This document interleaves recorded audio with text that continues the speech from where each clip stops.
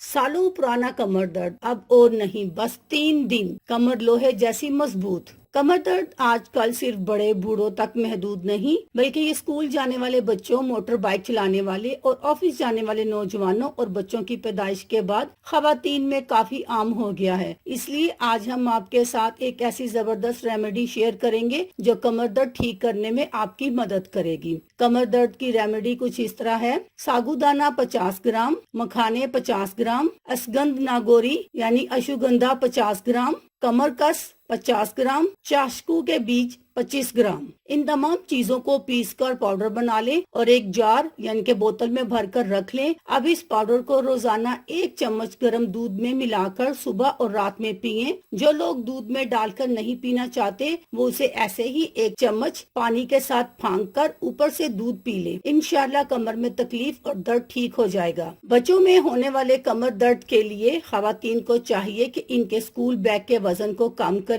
साथ ही इन्हें मखाने, खजूर या फिर इंजीर वाला शेक यानी के दूध में बनाकर रोजाना पिलाएं। इंशाल्लाह बच्चों में कमर दर्द की तकलीफ खत्म हो जाएगी। अल्लाह हाफिज।